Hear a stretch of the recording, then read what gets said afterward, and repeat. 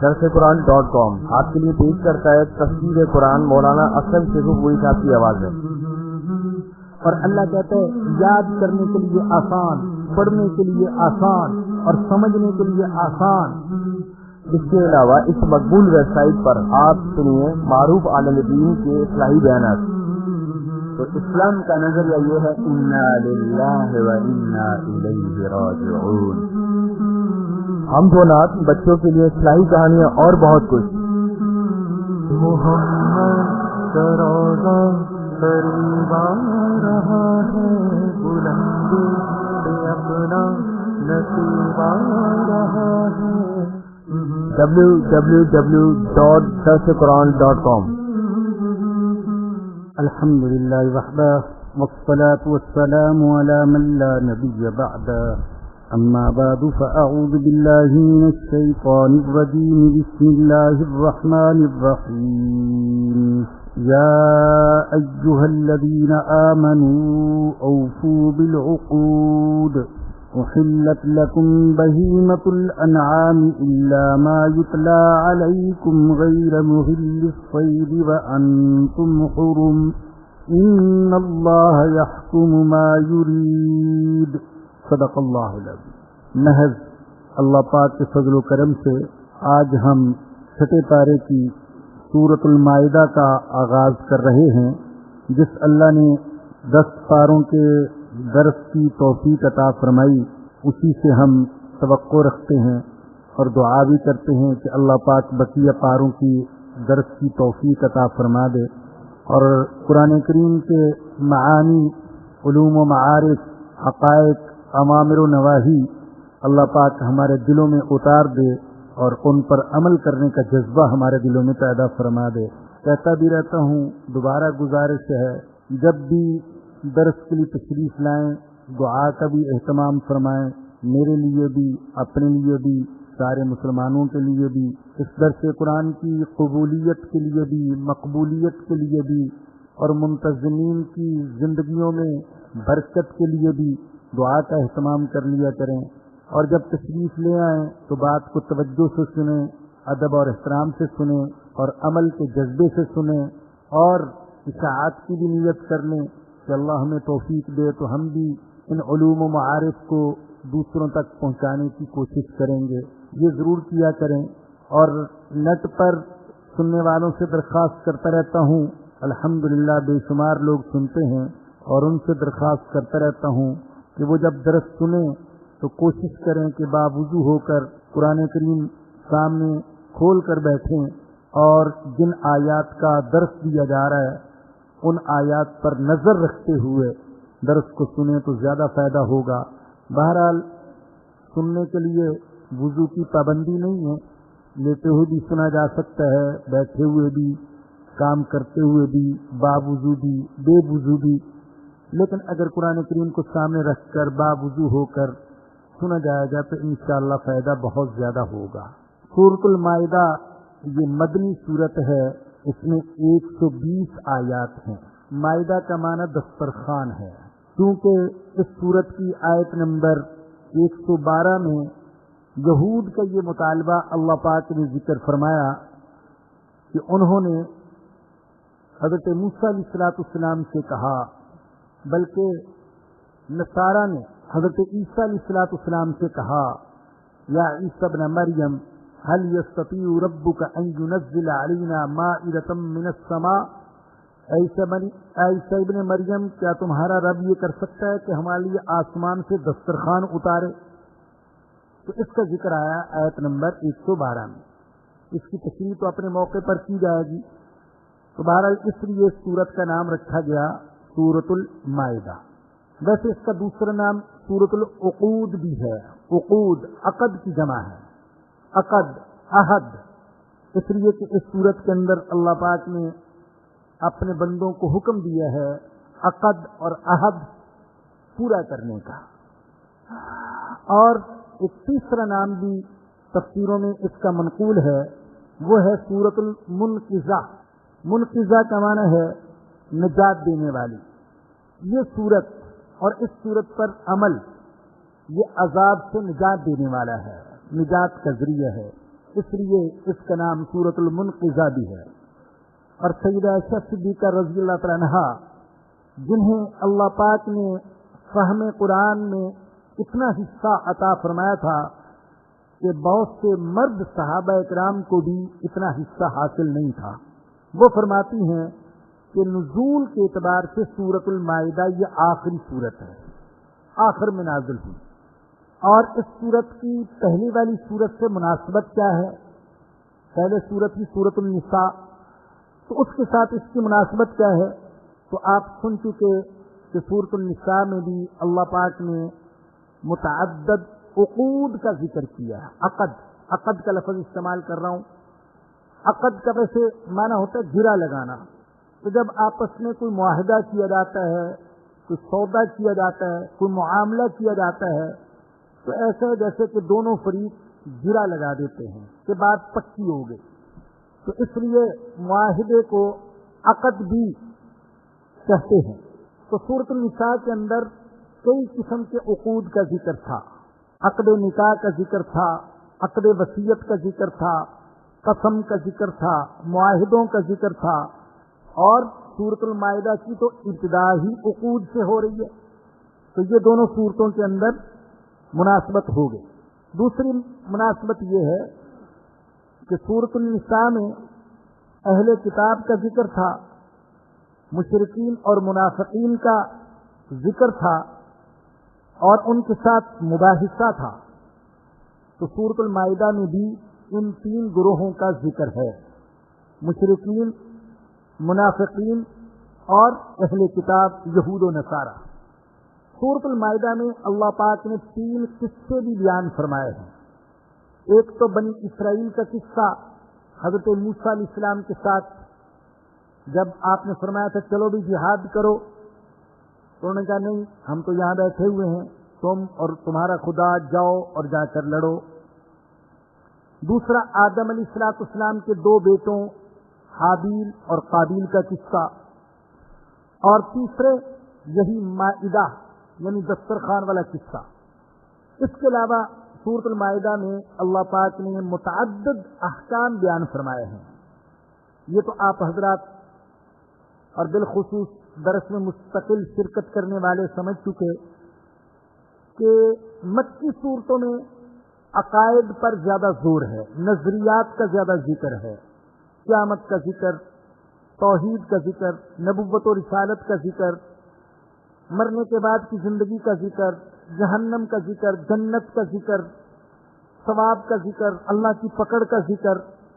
احکام بہت کم ہیں مکی صورتوں میں، لیکن مدنی صورتوں میں احکام کثرت کے ساتھ آئے ہیں، اور جن مدنی صورتوں میں اللہ پاک نے احکام و مسائل بیان فرمائے ہیں، ان صورتوں میں سورۃ المائدہ کو ایک امتیازی حیثیت حاصل ہے۔ کم و بیش 18 احکام ایسے ہیں جو صرف سورۃ المائدہ میں ہیں، کسی دوسری صورت میں ان کا کوئی ذکر نہیں ہے۔ کتابی عورتوں کے ساتھ نکاح کا حکم اس میں ہے، وصیت کا حکم اس میں ہے، حلال حرام جانوروں کا حکم اس میں ہے، ذبیحہ کے حلال ہونے کا ذکر اس میں ہے، احرام کی حالت میں شکار کرنے کا حکم اس میں ہے، وضو، غسل، تیمم کا ذکر اس میں ہے، شراب اور جوے کی قطعی حرمت کا ذکر وہ بھی سورۃ المائدہ میں ہے، مرتد کی سزا، چور کی سزا، ڈاکو کی سزا اور قسم کا کفارہ، اس کا بھی ذکر اسی صورت میں ہے۔ اور جو زمانے جاہلیت کی شریعت تھی، خود ساختہ شریعت، بناوٹی شریعت، جعلی شریعت، ابو جہل کی شریعت، ابو لہب کی شریعت، جس میں کسی جانور کو حلال کہتے تھے اور کسی کو حرام کہتے تھے، صائبہ اور وسیلہ اور بحیرہ اور حام، یہ جانوروں کے نام ہیں۔ یہ جو میں نام لے رہا ہوں، یہ جانور ان کی نظر میں بڑے معزز قسم کے جانور تھے، بڑے حرمت والے عظمت والے جانور، صائبہ، بحیرہ، وسیلہ اور حام، ان پر سواری کرنے کو بھی حرام سمجھتے تھے، بار برداری کو بھی حرام سمجھتے تھے، اور ان کے بارے میں یہ تصور تھا کہ یہ جس کھیت میں چاہیں گھس جائیں اور کھاتے پیتے رہیں، ان کے ساتھ کوئی تعرض نہ کرے۔ تو ان کا بھی ذکر اسی صورت کے اندر ہے۔ اور سب سے نمایاں آیت کریمہ جو اس صورت کے اندر آئی ہے وہ آیت کریمہ ہے جو انشاءاللہ العزیز اللہ نے فضل فرمایا تو اگلے درس میں وہ زیر بحث آئے گی، الیوم اکملت لکم دینکم واتممت علیکم نعمتی ورضیت لکم الاسلام دینا۔ بڑی عجیب آیت کریمہ ہے۔ اللہ نے کہا میں نے آج مکمل کیا ہے دین کو، آج مکمل کر دیا میں نے دین کو، اور اپنی نعمت کو پورا کر دیا، اور انسانوں تمہارے لیے اسلام کو دین کے طور پر پسند کر لیا۔ یہودیوں نے جب یہ آیت کریمہ سنی تھی تو انہوں نے کہا تھا کہ اگر یہ آیت تورات میں نازل ہوتی تو جس دن نازل ہوتی ہم اس دن کو یوم عید بنا لیتے، یوم جشن بنا لیتے۔ بہرحال اس کا ذکر انشاءاللہ آگے آئے گا کہ آخر اس آیت میں کون سی بات ہے جس کی وجہ سے یہود اسے سن کر یہ کہنے پر مجبور ہوئے۔ تو یہ سورۃ المائدہ کے مضامین کا مختصر سا خلاصہ ہے، ایک جھلک ہے جو میں نے آپ کے سامنے بیان کی۔ اب ہم اس کی تفسیر کا باقاعدہ آغاز کرتے ہیں۔ اللہ فرماتے ہیں یا ایھا الذین آمنو، اے ایمان والو، اے ایمان والو۔ آپ کو بتایا جا چکا ہے کہ جہاں پر یوں اللہ کہتے ہیں یا ایھا الذین آمنو، تو حضرت عبداللہ بن مسعود اور دوسرے صحابہ کرام فرماتے تھے کہ جہاں پر یہ انداز ہو تو جو آگے بات کی گئی ہو اسے بڑی توجہ سے سننا چاہیے۔ یہ بڑے پیار کا خطاب ہے، اپنائیت کا خطاب ہے۔ یا من اتصفتم بالایمان، اے وہ لوگوں جو ایمان کے ساتھ متصف ہو، اے وہ لوگوں جو توحید کے دعوے کرتے ہو، اے وہ لوگوں جو مجھ سے محبت کے دعوے کرتے ہو، اے وہ لوگوں جو میرے ہونے کے دعوے کرتے ہو، تم میری بات کو توجہ سے سنو۔ یا ایھا الذین آمنو، اے ایمان والو، اوفو بالعقود، اپنے عہد، اپنے عقد پورے کیا کرو۔ جو وعدہ کرو پورا کرو، جو عقد کرو وہ پورا کرو، جو معاہدہ کرو وہ پورا کرو، جو سودا کرو وہ پورا کرو، جو شرط قبول کرو اسے پورا کرو۔ عقد اور معاہدے کا اطلاق ایسے معاملے پر ہوتا ہے جس میں دو فریق ہوں اور انہوں نے مستقبل میں کسی کام کے کرنے کا وعدہ کیا ہو ایک دوسرے کے ساتھ یا چھوڑنے کا وعدہ کیا ہو۔ تو اسلام کہتا ہے کہ جب عقد کر لو، عہد کر لو، معاملہ کر لو، معاہدہ کر لو اور شرط قبول کر لو تو پھر اس کو پورا کرو۔ اس درس میں شرکت کرنے والے بھائی اور بہنیں وہ جانتے ہیں، بس میری ترجیح سمجھ لیں، ہر ایک کی اپنی اپنی ترجیح ہوتی ہے۔ کوئی کسی کے نزدیک ترجیح یہ ہے کہ چلو بھائی چلو سارے کے سارے رائے چلو، کسی کی ترجیح یہ بھی ہے کہتے ہیں کہ سارے مسائل کا ایک ہی حل، بستر اٹھاؤ اور رائے چل۔ تو کسی کی ترجیح یہ ہے، کسی کی ترجیح یہ چلو بھی سارے کے سارے جہاد کے لیے نکلو، کسی کی ترجیح یہ کہ خانقاہ کے ساتھ جڑ جاؤ، ہر ایک کی اپنی ترجیح ہے۔ تو الحمدللہ ہماری ترجیح تو ہے قرآن کریم، اور ہم سارے شعبوں کی قدر کرتے ہیں الحمدللہ۔ یہ میرے مالک کا کرم ہے کہ میں کسی بھی دین کے شعبے کے ساتھ کسی قسم کا ٹکراؤ نہیں رکھتا، اور کسی شخصیت کے ساتھ بھی کوئی ٹکراؤ نہیں رکھتا۔ میں اپنے آپ کو اس قابل سمجھتا ہی نہیں کہ میں کسی کے مقابلے میں آؤں اور کسی سے ٹکر لوں اور کوئی اپنی جماعت بناؤں اور الگ اپنی رائے قائم کروں کہ میرا خیال یہ ہے اور میری رائے یہ ہے اور میرا فتویٰ یہ ہے۔ الحمدللہ میرے اندر یہ کمزوری کم از کم وہ نہیں ہے۔ www.darsequran.com۔ تو ایک تو قرآن کے ساتھ دل چاہتا ہے کہ یہ درس سننے والے جڑ جائیں، اور دوسری ترجیح جو میرے نزدیک ہے وہ یہ کہ ہمارا کردار، ہمارے اخلاق اور ہمارے معاملات یہ 100% ٹھیک ہو جائیں. ہم کردار کے مسلمان بن جائیں، صرف گفتار کے نہیں. ہمارے معاملات ٹھیک ہو جائیں، ہمارے اخلاق یہ ٹھیک ہو جائیں. تو بھائیو اس پر خصوصی توجہ دیجیے. اب اللہ فرما رہے ہیں کہ اے ایمان والو، اپنے عہد، اپنے معاہدے، اپنی زبانیں یہ پوری کرو، اس میں گڑبڑ نہ ہو، وعدہ خلافی نہ ہو. اب یہ کون سے معاہدات ہیں اللہ نے جن کو پورا کرنے کا حکم دیا؟ امام راغب اصفہانی رحمۃ اللہ علیہ، جن کی کتاب المفردات فی غرائب القرآن بہت مشہور ہے، اور قرآن کریم کا کوئی بھی طالب علم اس سے مستغنی نہیں ہو سکتا. عربی میں ہے لیکن اردو میں بھی ترجمہ ہو چکا، اس کی شرحیں بھی لکھی جا چکی. تو امام راغب رحمۃ اللہ علیہ فرماتے ہیں کہ معاہدات کی ابتدائی طور پر 3 قسمیں ہیں. سب سے پہلا معاہدہ وہ ہے جو انسان اپنے رب سے کرتا ہے، یہ پہلا معاہدہ ہے. مثلا ایمان کا وعدہ اور اطاعت کا وعدہ. ایک وعدہ تو وہ ہے جو ہم نے عالم ارواح میں کیا تھا، جسے عہد الست کہتے ہیں، اور 9ویں پارے میں آ رہا ہے. اللہ نے پوچھا تھا الست بربکم، ہم نے کہا تھا بلا، شہدنا ان تقولوا یوم القیامت انا کنا عن ھذا غافلین. ایک تو وہ عہد ہے. ویسے جب ہم کلمہ پڑھتے ہیں تو اللہ سے عہد کرتے ہیں، لا الہ الا اللہ، اللہ تیرے سوا کسی کی عبادت نہیں کریں گے، تیرے سوا کسی کے سامنے سر نہیں جھکائیں گے، تیرے سوا کسی کے لیے نظر نیاز صدقہ خیرات یہ نہیں کریں گے، تیرے علاوہ کسی سے امیدیں، تیرے علاوہ کسی کا ڈر، یا اللہ یہ نہیں ہوگا، سب کچھ تیرے ساتھ ہے. اور محمد الرسول اللہ چلیں گے تو رسول اللہ صلی اللہ علیہ وسلم کے طریقے پر، آپ کے طرز زندگی کو ہر طرز زندگی پر ترجیح دیں گے، کسی اور طرز زندگی کو نہیں.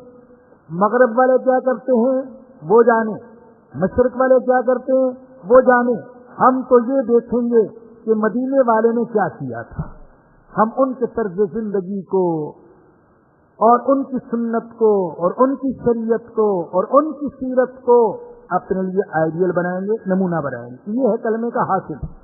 تو معاہدے کی پہلی قسم وہ ہے کہ انسان اپنے رب سے معاہدہ کرتا ہے، اور دوسری قسم یہ ہے کہ انسان اپنے نفس کے ساتھ کو معاہدہ کرتا ہے.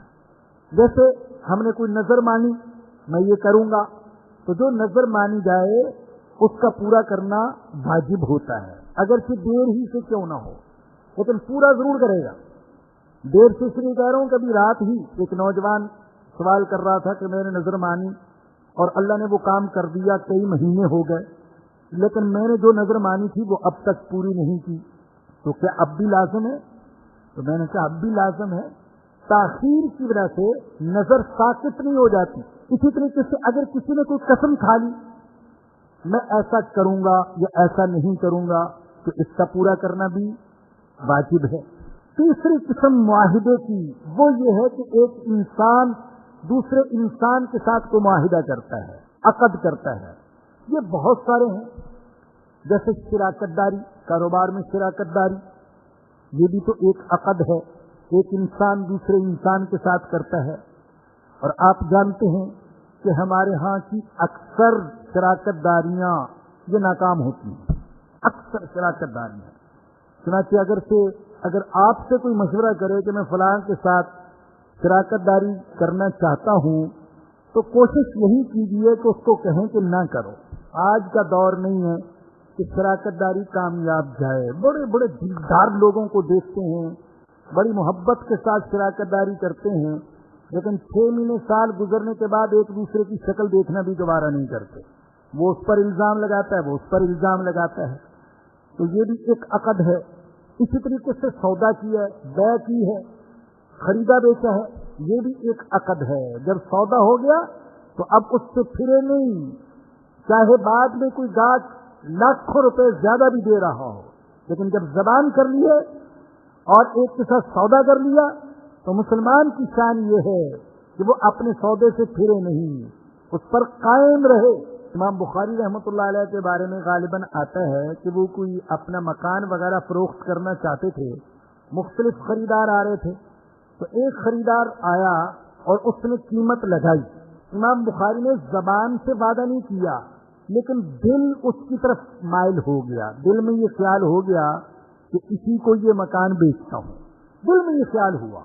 बाद में दूसरा आया और उसने उससे ज्यादा कीमत लगाई, तो इमाम बुखारी रहमतुल्लाह अलैह ने फरमाया कि नहीं, मैं उसी के दूंगा, अगरचे मैंने जबान नहीं की थी लेकिन दिल में सोच लिया था कि उसी को दूंगा, लिहाजा अब उसके खिलाफ नहीं करूंगा।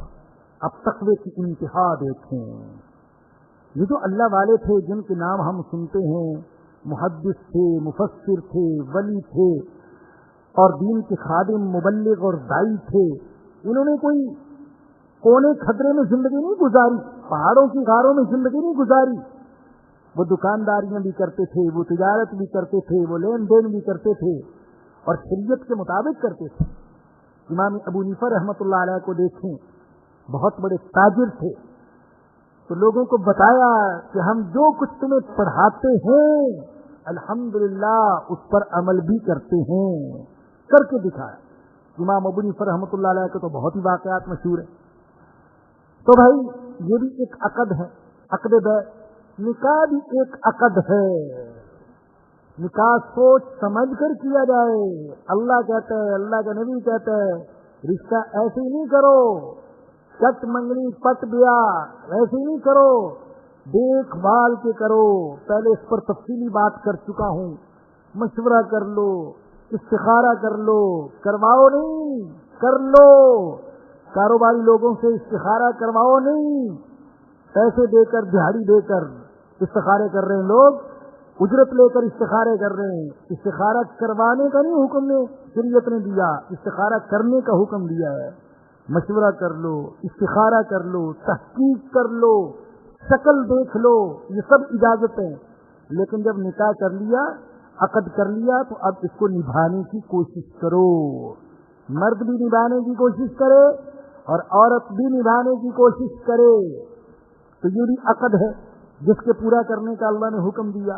इजारा कराया, इजारा लेन देन, किराए पर कुछ चीज ली गई है या दी गई है, ये भी एक अकद है, इसको पूरा किया जाए।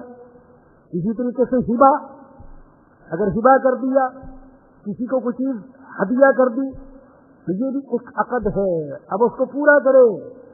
ऐसा नहीं कि जेब से निकाल कर कुछ चीज हदिया की और ख्याल था घटिया चीज देने का और चली गई अच्छी चीज, तो अब बहाने बहाने से उससे वापस लेना चाहता है, तो ये ऐसा न करे। हमारी किताबों में, वो अमूमी किताबों में, इल्मी किताबों में नहीं, ऐसी एक लतीफा लिखा हुआ है। मछलियां पकड़ने वाला कोई मछली पकड़ के लाया और बादशाह सलामत को इनाम के तौर पर पेश की, बड़ा खुश हुआ, पता नहीं किस मूड में बैठा होगा, बहुत बड़ी रकम इनाम के तौर पर दे दी। अब वो चला गया, हदिया लेकर चला गया। बाद में बेगम ने मलामत की, क्या सब पागल आदमी है, ये मछली तो बाजार में इतने में मिल जाए और तुमने इतनी रकम दे दी। इतनी मलामत की कि अब उसका ख्याल हो गया कि किसी तरह वापस लूं इससे। बुलाया उसको, भाई ये जो तुम मछली पकड़ के लाए हो, ये नर था या मादा थी, मछली थी या मछला, क्या था? तो अब उसने सोचा कि अगर कहे कि नर था तो कहो नहीं, हमें तो मादा की जरूरत है, और अगर कहेगा मादा, नहीं हम तो नर को पसंद करते हैं। वो भी होशियार था, समझ गया, उसने कहा नहीं, बादशाह सलामत वो ही जड़ा था। तो ऐसा भी नहीं कि अब हदिया दे दिया तो अब किसी तरीके से हदिया को वापस लेने की कोशिश कर रहा है। अल्लाह के नबी ने इस कदर वईद बयान फरमाया कि जो हदिया देकर फिर वापस लेता है ऐसे है जैसे कुत्ता कै करने के बाद फिर उसको चाटता है। अल्लाह अकबर, इतनी वईद बयान फरमाई है। तो भारत भाई ये भी एक अकद है, तो अकद के पूरा करने का हुक्म दिया, अकद पूरा करो। फिर अकद अफराद के दरमियान हो, उसको भी पूरा किया जाए, और जमातों के दरमियान हो, उसको भी पूरा किया जाए, اور ملکوں کے درمیان ہو اس کو بھی پورا کیا جائے. اللہ اکبر. سیاست تو ہمارا موضوع نہیں ہے، لیکن ہم اپنی جو سیاسی جماعتیں ہیں اخبارات میں ان کے عجیب ڈرامے دیکھتے ہیں. آج عقد کرتی ہیں، کل ایک دوسرے کو طلاق دے دیتی ہے، کل طلاق دے دیتی ہیں اور پرسوں پھر عقد کر لیتی ہیں. اللہ اکبر. تو اسلام نے حکم دیا، قرآن نے حکم دیا کہ اپنے عقد پورے کرو، اپنی زبان پوری کرو. جو تم نے شرط لگائی اس شرط کو پورا کرو. اللہ کے نبی نے حکم یہ دیا کہ ہر اس شرط کا پورا کرنا ضروری ہے جو قرآن اور حدیث سے نہ ٹکراتی ہو. المسلمون عند شروطہم، اس شرط کا پورا کرنا ضروری ہے. لیکن اگر ایسی شرط ہو جو قرآن اور حدیث سے ٹکراتی ہو تو ایسی شرط کو پورا نہیں کیا جائے گا، اس کے پورا کرنے کی اجازت نہیں ہے. تو فرمایا کہ یا ایھا الذین آمنوا اوفوا بالعقود، اے ایمان والو اپنے عہد پورے کرو. وہ حدیث دوبارہ سنا دیتا ہوں، میں نے کتنی دفعہ سنائی ہوگی، 20 دفعہ سنائی ہوگی، 25 دفعہ سنائی ہوگی، لیکن میرے آقا حضرت محمد الرسول اللہ صلی اللہ علیہ وسلم نے یہ حدیث اپنے صحابہ کے سامنے سینکڑوں بار بیان کی. اللہ اکبر. ہم تو دوسری تیسری دفعہ بات سناتے ہیں تو تمہید باندھتے ہیں تاکہ لوگ یہ نہ کہیں کہ بھئی ہر دفعہ وہی بات بیان کرتے، ہر دفعہ وہی بات بیان کرتے رہتے. ہمارے ایک ساتھی تھے، وہ ایک مسجد میں جمعہ پڑھاتے تھے، تبلیغ میں کچھ وقت لگایا تھا، لیکن وہی ہمیشہ وہی تقریر کرتے تھے. تو مجھے ایک دن کہنے کے مولانا میں تو 6 نمبر سنا کر تنگ آ گیا ہوں. کوئی نئی تقریر مجھے اب سنائے، میں تو ہر جمعے 6 نمبر سناتا ہوں. تو بھائی ہم تو دوسری تیسری چوتھی دفعہ بات کریں تو ذرا وضاحت کر دیتے ہیں کہ دوسری دفعہ کیوں کر رہے ہیں، تاکہ لوگ یہ نہ کہیں کہ ایک ہی درس ہمیشہ. اللہ اکبر. وہ سنانے والا بھی کیسا تھا اور سننے والے بھی کیسے تھے. سینکڑوں بار ایک ہی بات جانی، کیونکہ حضرت انس رضی اللہ تعالیٰ عنہ جنہوں نے 10 سال بے مثال خدمت کی ہے میرے آقا حضرت محمد الرسول اللہ صلی اللہ علیہ وسلم کی، حضرت انس فرماتے ہیں شاید ہی حضور کا کوئی خطبہ ایسا ہو جس میں آپ نے یہ نہ فرمایا ہو، شاید ہی کوئی خطبہ ایسا ہو، ورنہ ہر خطبے میں آپ یہ فرماتے تھے کہ جس کے اندر ایمان نہیں، جس کے اندر امانت نہیں، اس کے ایمان کا اعتبار نہیں، اور جس کے اندر ایفائے عہد نہیں، اس کے دین کا اعتبار نہیں. لا ایمان لمن لا امانت لہ ولا دین لمن لا عہد لہ. جس کے اندر امانت کی صفت نہیں اس کے ایمان کا اعتبار نہیں، اور جس کے اندر ایفائے عقد کی صفت نہیں اس کے دین کا اعتبار نہیں. میں کیسے کہوں، اللہ کی قسم میں بھی اسی معاشرے میں رہتا ہوں، آپ بھی رہتے ہیں، ہم دن رات دیکھتے ہیں. یقین کریں امانت اٹھ گئی، امانت نہیں ہے، خیانت عام ہے مسلمان کے اندر. ایفائے عہد نہیں، نقض عہد، خلاف عہد کرنا عام ہے ہمارے معاشرے کے اندر. کوئی عیب ہی نہیں رہا، یعنی عیب ہی نہیں رہا. خیانت کرنا عیب نہیں، ہنر ہے، ہنر. اللہ اکبر. خیانت کر رہے ہیں اور ایک ہنر. ایک ساتھی ابھی چند دن پہلے مشورہ کر رہے تھے، کوئی کاروبار کرنا چاہتے تھے تو کوئی چیز انہوں نے بنائی، ایک عرق بنایا. عرق جیسے نکالتے ہیں گلاب وغیرہ کا عرق، وہ ان کو بڑا مہنگا پڑا، تو بازار میں بڑا سستا بک رہا ہے. تو میرے پاس آئے، میں نے کہا بھی میں کیا کہہ سکتا ہوں، آپ کو مہنگا پڑا، آپ مہنگا بیچیں. تو انہوں نے کچھ لوگوں سے مشورہ کیا، اور ماشاءاللہ کوئی بے دین لوگ نہیں تھے جن سے مشورہ کیا، اچھے لوگ تھے. تو انہوں نے بڑے دھڑلے سے مشورہ دیا، دیکھو مارکیٹ کا مقابلہ نہیں کر سکتے ہو جب تک کہ ملاوٹ نہ کرو. تم اس کے اندر دوسرا پانی گرم کر کے ملاؤ اور عرق کے نام پر بیچو. اور پھر انہوں نے اس کو مطمئن کرنے کے لیے فلسفہ بھی بیان کیا. کہا دیکھو یہ خالص عرق جو ہے یہ کراچی والوں کو راس بھی نہیں آتا، یہ اگر خالص عرق استعمال کریں گے ان کی آنکھیں خراب ہو جائیں گی، معدہ خراب ہو جائے گا. اب جو دودھ میں پانی ملاتا ہے وہ بھی یہی فلسفہ بیان کرتا ہے. وہ کہتا ہے کراچی والوں کو خالص دودھ ہضم ہی نہیں ہو سکتا، موشن لگ جاتے ان کو. لہذا پانی ملانا خود ان کے فائدے کے لیے ضروری ہے، اس میں ان کا فائدہ ہے ہم جو پانی ملاتے ہیں۔ تو بھائی یہ ایک سوچ بن گئی کہ خیانت کے بغیر ہم معاشرے میں نہیں رہ سکتے، کاروبار نہیں کر سکتے۔ اسی طریقے سے خلاف عہد کرنا یہ بھی بالکل یعنی ایک رسم بن گئی۔ لوگ وعدہ کریں گے میں آپ سے آ رہا ہوں ملاقات کے لیے، فلاں دن فلاں وقت یہ تشریف لائیے، آپ بیٹھے انتظار میں گھڑی دیکھ رہے ہیں جناب غائب۔ اب میری کچھ طبیعت ایسی ہے، عام طور پر اگر کوئی ساتھی آنے کا وعدہ کر دے مجھ سے کوئی کام نہیں ہوتا، میں انتظار کرتا رہتا ہوں اس وقت کہا تھا۔ لیکن بعض حضرات وہ غائب اور اطلاع دینا بھی اپنی شان کے خلاف سمجھتے ہیں، دوسرے تیسرے دن آ جائیں گے بس جی وہ اس دن یہ ہو گیا تھا وہ ہو گیا تھا۔ تو خلاف عہد کرنا یہ بھی عام ہو گیا، وقت کی پابندی نہیں ہے، وعدے کی پابندی نہیں ہے۔ تو بھائیو اس پر عمل کرو، اللہ کے واسطے عمل کرو۔ یا ایھا الذین آمنوا اوفوا بالعقود، او میرے پیارو، او مجھ سے محبت کے دعوے کرنے والوں، او مجھ پر ایمان رکھنے والوں، اوفوا بالعقود، اپنے عقد اپنے وعدے پورے کیا کرو، وعدہ خلافی نہ کیا کرو۔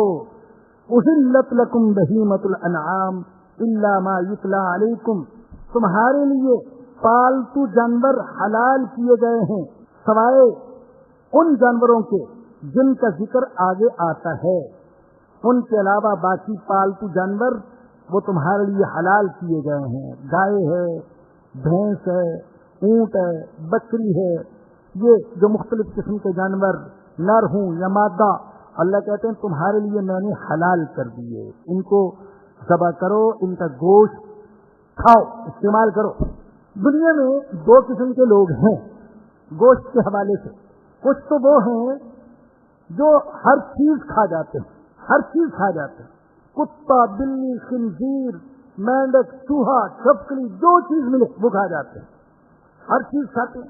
جیسا کہ آپ جانتے ہیں اللہ پاک نے الحمدللہ اسی قرآن کی برکت سے ہانگ کانگ جانے کی توفیق دی۔ ایک ہفتہ ہم نے وہاں گزارا اور درس قرآن، درس سیرت ہی کے سلسلے میں، تو وہاں ایک دن ساتھی لے گئے ساحل سمندر پر، تو سمندر کے ساحل پر سی فوڈ کے جو ہے وہ ہوٹل بنے ہوئے ہیں، تو ہوٹلوں کے باہر بڑے بڑے شوکیس شیشے کے بنا کر رکھے ہوئے ہیں جن کے اندر پانی ہے، اور ان میں سمندر کی ہر مخلوق ہے، اور ایسی مخلوق ہے کہ میں نے آج تک نہیں دیکھی تھی۔ ہم نے زیادہ زیادہ مچھلی دیکھی، کیکڑے دیکھے، عجیب و غریب قسم کی ڈراؤنی مخلوق ان کے اندر ہے، اور سب سے زیادہ جو چیز تھی وہ کچھوے تھے۔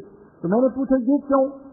تو انہوں نے کہا کہ یہ تازہ گوشت فراہم کرنے کے لیے یہ جانور یہاں مہیا کیے گئے ہیں، گاہک آتے ہیں اور وہ جانور پسند کرتے ہیں، کسی کو مینڈک پسند ہے، کسی کو کیکڑا پسند ہے، کسی کو کچھوا پسند ہے، وہ اشارہ کرتا ہے تو اس کے سامنے ہی نکال کر اس کو کاٹا جاتا ہے اور پھر پکا کر پیش کیا جاتا ہے۔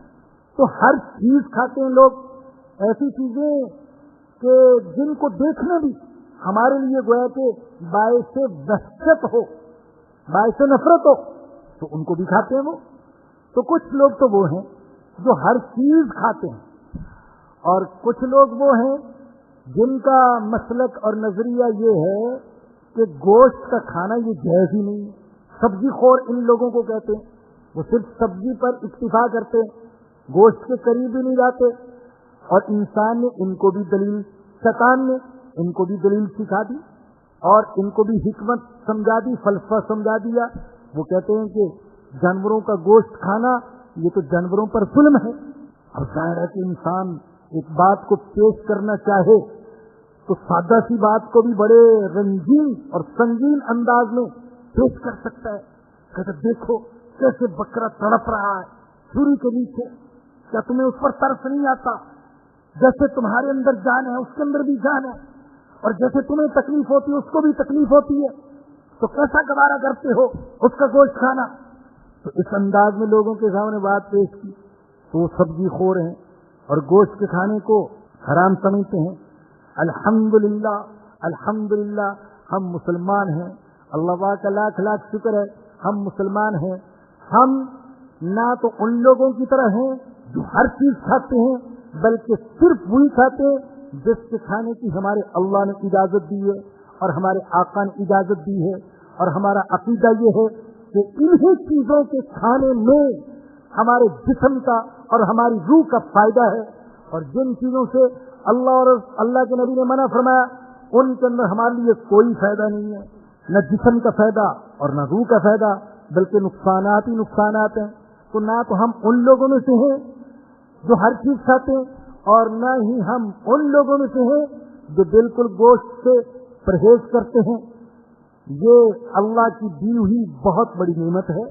گوشت اللہ پاک کی نعمتوں میں سے بہت بڑی نعمت ہے، اور جو اس کے اندر غذائیت ہے وہ کسی دوسری چیز میں نہیں ہے۔ جو لذت اللہ پاک نے اس میں رکھی وہ دوسری چیزوں میں لذت نہیں ہے۔ ہر آسمانی شریعت کے اندر گوشت حلال تھا۔ ہمارے آقا صلی اللہ علیہ وسلم کو گوشت بہت پسند تھا۔ اور بھائی اگر ظلم ہی کی بات ہے تو آج کی تحقیقات سے تو یہ بھی ثابت ہو چکا کہ سبزیوں کے اندر بھی جان ہے، نباتات کے اندر بھی جان ہے، تو ان کو کاٹنا اور ان کو کھانا، ان کو پکانا یہ بھی ظلم ہے۔ تو بہرحال اللہ نے جس چیز کو ذبح کرنے کی اجازت دی ہے اس کو ذبح کرنا یہ ظلم نہیں، یہ رحم ہے۔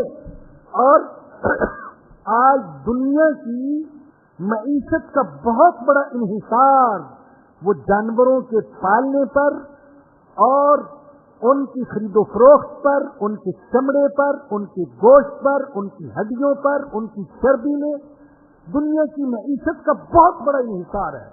کروڑوں انسانوں کا روزگار وہ جانوروں کے ساتھ وابستہ کیا اللہ پاک نے، اس قدر وابستہ کیا کہ ان کا گوبر بھی ضائع نہیں جاتا۔ اللہ اکبر۔ ہم دیکھتے ہیں کہ ہم جو قربانی کے موقع پر جانور ذبح کرتے ہیں تو جن چیزوں کو ہم گندی سمجھ کر پھینک دیتے ہیں، ہم نے دیکھا کہ لوگ ان کو بھی جمع کر رہے ہوتے ہیں، ان سے بھی فائدہ اٹھاتے ہیں۔ تو ایک ایک چیز فائدے مند ہے۔ تو معاشی اعتبار سے دیکھا جائے، عقلی اعتبار سے دیکھا جائے، نقلی اعتبار سے دیکھا جائے، آسمانی کتابوں کے اعتبار سے دیکھا جائے، انبیاء کی تعلیمات کے اعتبار سے دیکھا جائے، تو ہر اعتبار سے یہی بات ثابت ہوتی ہے کہ گوشت کے کھانے میں اور جانوروں کی ذبح کرنے میں دینی فوائد بھی ہیں اور دنیاوی فوائد بھی ہیں، جسمانی فوائد بھی ہیں اور طبی فوائد بھی ہیں۔ تو ہمارے لیے تو دلیل یہی کافی ہے۔ یہ ایک دلیل اللہ کی کتاب، ہمیں کسی ڈاکٹر سے پوچھنے کی ضرورت نہیں ہے، کسی ڈاکٹر سے۔ بیمار جانور ہے تو الگ بات ہے، اس کے اندر کوئی جراثیم ہے، کوئی نقصان دہ چیز ہے، وہ الگ بات ہے، وہ ہم بھی کہیں گے کہ اس کا کھانا وہ صحیح نہیں ہے۔ لیکن باقی یہ کہ ڈاکٹر ہمیں سمجھائے کہ سبزی پر اکتفا کرو اور جانوروں کی ذبح کرنے پر مکمل پابندی لگا دو، تو ہم اس کو ماننے کے لیے تیار نہیں۔ ہمارے لیے تو اللہ کی کتاب دلیل کے طور پر کافی ہے۔ احلت لکم بہیمۃ الانعام الا ما یتلی علیکم غیر محل الصید وانتم حرم۔ ہمارے پڑوس میں آپ جانتے ہیں، ہمارے ملک میں بھی ہیں، بہرحال ہمارے پڑوس کی جو ملک ہے ہندوستان، وہاں پر جانور خاص طور پر گائے، اس کا ذبح کرنا اور اس کا گوشت، یہ سب چیزیں بہت بڑا جرم ہے۔ لیکن حیرت کی بات ہے کہ خود ذبح کرنا وہ تو ناجائز سمجھتے ہیں، حرام سمجھتے ہیں، لیکن اسی گائے کو دوسرے کو بیچنا ذبح کرنے کے لیے اس کو جائز سمجھتے ہیں۔ وہ ہمیں گائے اپنی بیچ رہے ہیں، اور گائے کو ذبح کرنا اور اس کا گوشت کھانا تو گویا کہ خلاف عظمت، خلاف ادب، لیکن اسی گائے کے چمڑے کا جوتا استعمال کرنا وہ گویا کہ ادب کے کوئی خلاف نہیں ہے، عظمت کے کوئی خلاف نہیں ہے۔ تو الحمدللہ اس مالک کا کرم کہ اس اللہ نے ہمیں اسلام جیسا اعتدال والا دین عطا فرمایا، جو عقل کے تقاضے بھی پورے کرتا ہے، نقل کے تقاضے بھی پورے کرتا ہے، جسم کے تقاضے بھی پورے کرتا ہے، روح کے تقاضے بھی پورے کرتا ہے، دنیا کے تقاضے بھی پورے کرتا ہے اور آخرت کے تقاضے بھی پورے کرتا ہے۔ اور اللہ نے ہمیں گوشت جیسی لذیذ ترین اور فائدے مند غذا سے محروم نہیں کیا ہے۔ ہمارے آقا صلی اللہ علیہ وسلم کو گوشت اگرچہ میسر نہیں آتا تھا، لیکن گوشت پسند بہت تھا، اور جب میسر آتا تھا تو آپ بہت رغبت کے ساتھ استعمال فرماتے تھے۔ احلت لکم بہیمۃ الانعام، تمہارے لیے پالتو جانور حلال کیے گئے इल्ला मा युतला अलैकुम, सिवाय उन जानवरों के जिनका जिक्र आगे आता है, गैर मुहिल्लिस सैद, लेकिन इहराम की हालत में तुम शिकार को हलाल मत समझना। इहराम की हालत में शिकार नहीं है। इन्नल्लाह यहकुम मा युरीद, बेशक अल्लाह फैसला करते है जो चाहता है, जो वो चाहता है वो फैसला कर देता है, और उसका फैसला बंदों के लिए किसी न किसी हिकमत पर और फायदे पर मबनी होता है। या अय्युहल्लज़ीना आमनू ला तुहिल्लू शआइरल्लाह, ऐ ईमान वालो अल्लाह की निशानियों की बेहुरमती न करो। शआइरल्लाह, अल्लाह की निशानियां, ये आम तौर पर ये लफ्ज आप सुनते रहते होंगे, शआइरुल्लाह, शायर इस्लामिया, शायर इलाहिया। ये शायर क्या चीज है, ये वजाहत करना चाहता हूँ, जरा तवज्जो से बात को सुनिएगा। शायर शाइरा की जमा है, और शाइरा का माना होता है अलामत। हर वो चीज जो हमारे मुसलमान होने की अलामत है और इस्लाम की कोई इम्तियाजी निशानी है, उसको कहते हैं शाइरा, जिसकी जमा है शायर। और बाद हजरात ने ये भी कहा कि वो मुजाहिर जो अल्लाह और उसके रसूल की तरफ से ईमानी शऊर को दीदार करने के लिए मुकर्रर हैं, वो हैं शआइरुल्लाह। तो जिन चीजों से इस्लाम की शान जाहिर होती हो, इस्लाम का तशख्खुस, इस्लाम का इम्तियाज जाहिर होता हो और हमारा मुसलमान होना जाहिर होता हो, तो उनको हम कहेंगे शआइरुल्लाह, शायर इस्लाम। तो फरमाया कि अल्लाह की निशानियों की, शआइरुल्लाह की बेहुरमती ना करो। मसलन उलमा कहते हैं कि नमाज शआइरुल्लाह में है, अजान शआइरुल्लाह में है, हज ये शआइरुल्लाह में है, खतना ये शआइरुल्लाह में है, दाढ़ी ये शआइरुल्लाह में है। हाँ, ये भी हमारे इस्लाम की इम्तियाजी निशानी है। मेरा कोई भाई अगर दाढ़ी मुंडवाने के गुनाह में मुब्तला है तो कम से कम दूसरा गुनाह न करे कि दाढ़ी की तहकीर न करे, दाढ़ी की बेहुरमती न करे, ये भी शआइरुल्लाह में है। इसी तरीके से हजर अस्वद वो भी शआइरुल्लाह में है, सफा मरवा वो भी शआइरुल्लाह में है। इन्न सफा वल मरवता मिन शआइरिल्लाह, मिना के अंदर जुमरात जिन पर रमी करते हैं वो भी शआइरुल्लाह में से है, मस्जिद ये भी शआइरुल्लाह में से है। और सबसे बड़ा शाइरा अल्हम्दुलिल्लाह बैतुल्लाह है, वो भी शआइरुल्लाह में से है, बल्कि सय्यदुश शाइर हमारे इस्लाम की अलामात में से सबसे बड़ी अलामत। हाय हाय अल्लाह अकबर।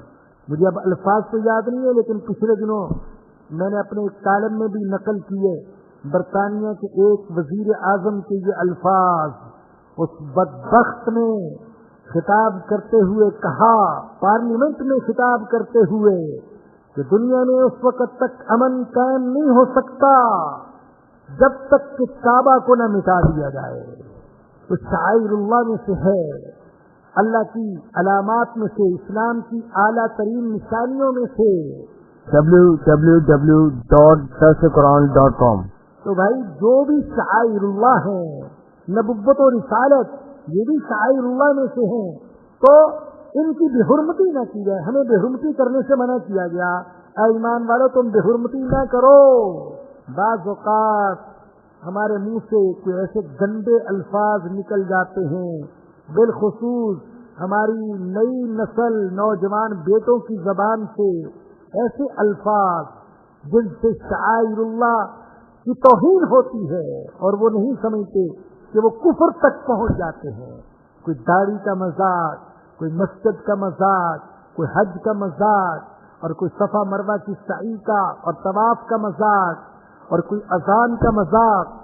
हाय अल्लाह, आज मैंने दोपहर के दरस में इबरत के लिए ये सुनाया, बहुत ही मुश्किल तरीके से सुनाया, लेकिन जिस नहज पर हमारी नौजवान नस्ल जा रही है, तो वालिदैन को फिक्रमंद करने के लिए और अपने नौजवान बेटों को खबरदार करने के लिए महज मैंने सुनाया। اور چونکہ واقعہ تازہ تھا، ابھی پرسوں ہی ایک ساتھی، بزرگ ساتھی بے ساختہ رو رہا تھا، تڑپ تڑپ کر رو رہا تھا، میں سب کیا کروں، بیٹا بڑا ہی نافرمان ہو گیا، بہت ہی دور چلا گیا۔ حد یہ ہو گئی کہ کل اذان ہو رہی تھی اور میں اس کو نماز کے لیے بلاتا رہتا ہوں، اذان ہو رہی تھی، ہائے اللہ اکبر، تو میرے بیٹے نے کہا یہ کتا بھونک رہا ہے، اللہ اکبر۔ تو بھائی آج فلموں کی وجہ سے، ڈراموں کی وجہ سے، مغربی تہذیب کی وجہ سے، گندے لٹریچر کی وجہ سے ایسے ذہن خراب ہو گئے کہ بعض اوقات شعائر اللہ کی بے حرمتی کر دیتے ہیں اور اس کو کچھ سمجھتے نہیں کہ میں نے کچھ کوئی غلط بات کہہ دی ہے۔ تو بھائی یہ سب شعائر اللہ میں ہے۔ اللہ فرماتے ہیں کہ اے ایمان والو، شعائر اللہ کی، اللہ کی نشانیوں کی بے حرمتی نہ کرو۔ ان کی بے حرمتی کیا ہے؟ حضرت مفتی محمد شفیع صاحب رحمۃ اللہ علیہ نے معارف القرآن میں شعائر اللہ کی بے حرمتی کی 3 صورتیں لکھی ہیں مفسرین کے حوالے سے۔ ایک صورت تو یہ لکھی کہ دین کے احکام اور مقرر کردہ علامات کو بالکل ہی نظر انداز کر دیا جائے، یہ بھی ان کی بے حرمتی ہے۔ دوسری بے حرمتی یہ کہ عمل تو ہو لیکن ادھورا ہو، پورا عمل نہ کرے۔ اور تیسری بے حرمتی یہ ہے کہ مقررہ حد سے تجاوز کر جائے، جو پچھلے درس میں آپ سن چکے، غلو کر جانا، یہ بھی بے حرمتی ہے۔ جتنی ہمیں اجازت دی گئی ہے ہم اتنی ہی تعظیم کریں گے، اس سے زیادہ نہیں۔ وہ قول حضرت عمر بن خطاب رضی اللہ تعالیٰ عنہ کا جو آپ کو پہلے بھی سنایا جا چکا، اور موضوع تھا جس کے ضمن میں سنایا گیا، آج اس موضوع کے ساتھ بھی اس کی مناسبت ہے کہ حجر اسود کے سامنے کھڑے ہو کر فرمایا تھا، اے حجر اسود میں جانتا ہوں تو صرف ایک پتھر ہے، نہ نفع دے سکتا ہے نہ نقصان دے سکتا ہے، اگر میں نے حضور اکرم صلی اللہ علیہ وسلم کو تجھے بوسہ دیتے ہوئے نہ دیکھا ہوتا تو میں تجھے بوسہ کبھی نہیں دیتا۔ اب یہ ہے شاعر اللہ کی تعظیم بھی ہے اور حد کی پابندی بھی ہے کہ تعظیم بھی کرتا ہوں کہ تجھے چومتا ہوں اس لیے کہ میرے حضور نے چوما اور چومنے کا حکم دیا اور چومنے کی فضیلت بیان کی، لیکن اس سے زیادہ تجھے کچھ نہیں سمجھتا کہ میں تجھ سے کوئی امیدیں رکھوں یا مرادیں مانگوں یا سجدہ کروں تجھے، نہیں، چومنے کی حد تک ہے جہاں تک مجھے اجازت ہے، چومتا تو ہوں لیکن اس سے زیادہ تیرا ادب و احترام نہیں کروں گا کہ تجھے معاذ اللہ خدا سمجھنے لگوں۔ مجھے تو پتھروں سے ویسے ہی نفرت ہو گئی ہے، میں نے حضور کو نہ دیکھا ہوتا تو تجھے بوسہ بھی نہ دیتا۔ تو یہ بھائی یہ بھی بے حرمتی ہے کہ حد سے تجاوز کر جائے۔ تو فرمایا کہ اے ایمان والو، اللہ کی نشانیوں کی بے حرمتی نہ کرو، بلشہر الحرام، اور حرمت والے مہینوں کی بھی بے حرمتی نہ کرو۔ 4 مہینے ایسے تھے جن کے اندر لڑائی کرنا جس زمانے جاہلیت میں بھی حرام سمجھتے تھے۔ آپ یہ مت سمجھے کہ زمانے جاہلیت کے لوگ کسی شریعت کو نہیں مانتے تھے، میٹھی میٹھی سنتوں پر وہ بھی عمل کرتے تھے، ہاں میٹھی میٹھی سنتیں ان پر وہ عمل کرتے تھے، ہاں وہ سنتیں جو کڑوی کڑوی سنتیں ہیں۔ کڑوی کڑوی سنتیں کون سی ہیں؟ جن پر عمل کرنے سے قبیلے والے ناراض ہوتے ہوں اور جن پر عمل کرنے سے کوئی مالی نقصان ہوتا ہو اور جن پر عمل کرنے سے ہماری ناک کٹتی ہو، یہ ہیں کڑوی کڑوی سنتیں۔ تو بھائی شریعت کے میٹھے میٹھے احکام پر تو وہ عمل کرتے تھے، اور ان میں حرمت والے مہینے بھی تھے، ذی قعدہ، ذی الحجہ، محرم، رجب۔ ان 4 مہینوں میں وہ لڑائی نہیں کرتے تھے، ڈاکے نہیں ڈالتے تھے، تلوار رکھ دیتے تھے۔ لیکن بنی اسرائیل کی طرح ان کی بھی آزمائش ہوئی، جیسے بنی اسرائیل کو اللہ نے آزمایا نا کہ ہفتے کے دن عبادت کا تھا لیکن ہفتے کے دن مچھلیاں آ جاتی تھی، تو اب پریشان ہو گئے کیا کریں، تو ان کی بھی آزمائش ہوئی۔ اب اگر لڑائی پیش آ جاتی، محرم کے اندر لڑنا پڑ جاتا، کو اچھا شکار ہاتھ آنے کی امید ہوتی محرم کے اندر، تو اب ان کا ایمان ڈگمگانے لگتا، کیا کریں، حرمت والے مہینے کا خیال کریں یا کہ حملہ کر دیں، ڈاکہ ڈال دیں۔ تو شیطان نے سکھایا کہ اس سال تم سفر کے مہینے کو محرم بنا لو اور محرم کے اندر لڑائی کر لو، محرم کے اندر ڈاکہ ڈال لو۔ تبدیلی کرتے رہتے تھے، یعنی ربیع الاول کو ذی قعدہ بنا دیا، ربیع الثانی کو ذی الحجہ بنا دیا، یہاں تک کہ یہ ہوا تبدیلیاں کرتے کرتے کرتے کرتے کہ اب بھول ہی گئے تھے کہ حقیقت میں ذوالقعدہ کون سا مہینہ ہے اور حقیقت میں ذو الحجہ کون سا مہینہ ہے، بھول ہی گئے تھے۔ اور اتفاق سے ایسا ہوا کہ جب میرے اور آپ کے آقا حضرت محمد الرسول اللہ صلی اللہ علیہ وسلم نے حج کیا تو اتفاق سے یہ وہی مہینہ تھا ذو الحجہ کا جو اللہ نے حج کے لیے پیدا فرمایا تھا۔ تو اسی لیے ہمارے آقا نے فرمایا قد استدار الزمان کہیئتہ یوم خلق السماوات والارض، لوگوں جیسے اللہ نے آسمان و زمین کو پیدا کرنے کے وقت مہینے متعین کیے تھے، یہ محرم ہے، یہ ذو الحجہ، یہ ذوالقعدہ، تو آج زمانہ اپنی اسی حالت پر چلا گیا جس حالت پر اس وقت تھا جب میرے اللہ نے آسمان و زمین کو پیدا کیا، یعنی آج واقعی وہی ذو الحجہ ہے جس کے اندر حج کیا جاتا ہے۔ تو بھائی بلشہر الحرام فرمایا کہ حرمت والے مہینے کی بھی بے حرمتی نہ کرو، بلل حجہ، اور حرم میں قربان ہونے والے جانور کی بھی بے حرمتی نہ کرو۔ حرم میں قربان ہونے والا جانور حدی جس کو کہتے تھے، اس کی بے حرمتی کیا تھی کہ اس کو حرم تک پہنچنے سے روکا جائے، یا یہ کہ قربانی کے علاوہ اس سے کوئی دوسرا کام لیا جائے، سواری کا کام اور دودھ نکالنے کا کام یہ اس سے لیا جائے۔ بلل قلائد، اور نہ ان جانوروں کی بے حرمتی کرو جن کے گلے میں پٹے پڑے ہوئے ہوں، ان کی بھی بے حرمتی نہ کرو۔ جانور کے گلے میں امتیازی علامت کے طور پر پٹا ڈال دیا جاتا تھا جس سے ہر کوئی پہچان لیتا تھا کہ یہ وہ جانور ہے جسے حرم میں ذبح کیا جائے گا، حج کے لیے اس کو لے جایا جا رہا ہے، تو لوگ اس کے ساتھ چھیڑ چھاڑ نہیں کرتے تھے۔ ولا آمین البیت الحرام، اور نہ ان لوگوں کی بے حرمتی کرو جو بیت اللہ کے ارادے سے جا رہے ہوں، یبتغون فضلا من ربہم ورضوانا، یہ اپنے رب کے فضل اور اس کی رضا کے طالب ہیں۔ وَإِذَا حَلَلْتُمْ فَاصْطَادُوا، اور جس وقت تم احرام سے باہر آ جاؤ تو پھر شکار کرو۔ احرام کی حالت میں تو شکار منع، لیکن جب احرام اتار دے تو اب شکار کرنے کی اجازت۔ یہ سورۃ المائدہ کی آیت نمبر 2 ہے۔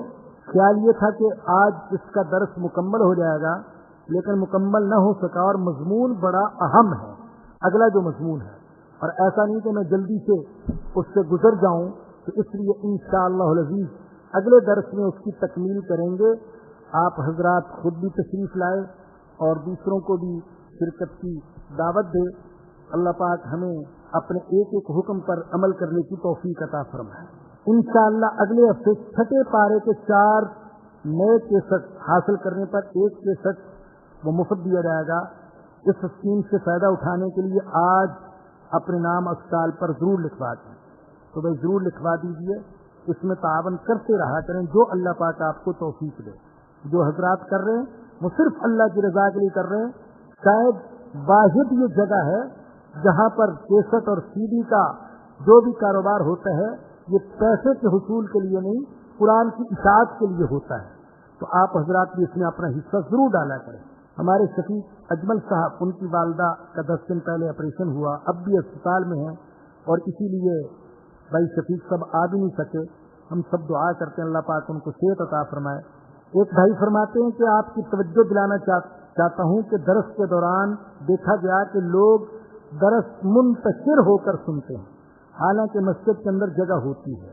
میں بھی دیکھتا ہوں بھی بعض ساتھی اپنی سہولت کے لیے صحن میں بیٹھے رہتے ہیں اور ستونوں کے ساتھ ٹیک لگا کے بیٹھے رہتے ہیں۔ جن کی مجبوری ہے وہ تو بیٹھ سکتے ہیں، لیکن باقی حضرات کو چاہیے کہ وہ طالب بن کر، مؤدب بن کر، پیاسے بن کر، احترام کے ساتھ وہ اندر بیٹھا رہ کرے اور مجمع کے ساتھ جڑ کر بیٹھے، تو انشاءاللہ ان کو زیادہ فائدہ ہوگا۔ یہ بھی ایک ساتھی نے کہا کہ بعض ساتھی درس کے دوران تسبیح گھماتے رہتے ہیں۔ ہو سکتا ہے بھی ایسی اپنی عادت ہی پوری کرتے ہوں، بعض ایسے بھی تسبیح کر رہے ہوتے ہیں، تسبیح چلاتے رہتے ہیں لیکن پڑھتے پڑھتے کچھ نہیں ہے۔ لیکن اگر وہ سمجھتے ہیں کہ بھائی درس کے دوران تسبیح چلانا وہ زیادہ فائدہ مند ہے درس سننے سے زیادہ، تو وہ حماقت ہو۔ الحمدللہ جب اجتماعی بات ہو رہی ہو تو دین کی بات سننے میں زیادہ ثواب ہے تسبیح چلانے سے۔ ایک ہماری بہن نے پچھلے درس میں اپنی بیٹیوں کے رشتے کے لیے بات کی تھی، بعد میں ایک صاحب نے اپنے بیٹوں کے لیے آمادگی ظاہر کی اس خاتون سے درخواست ہے کہ وہ امام صاحب کے گھر میں اپنا ایڈریس دے جائیں تو وہ صاحب وہاں سے ایڈریس لے کر پھر رابطہ کر لیں گے. آپ کو پتہ جامع مسجد توابین میں ماہانہ پروگرام ہوتا رہا. میری سستی غفلت مصروفیت کی وجہ سے اس میں کچھ انقطاع آ گیا. بعض ساتھی پوچھتے رہتے تھے. انشاءاللہ اب جو ہے مئی کے پہلے ہفتے کی شام کو یہ پروگرام ہوگا. ساتھی ابھی سے تیاری شروع کر دے, اس میں ضرور شرکت فرمائیں.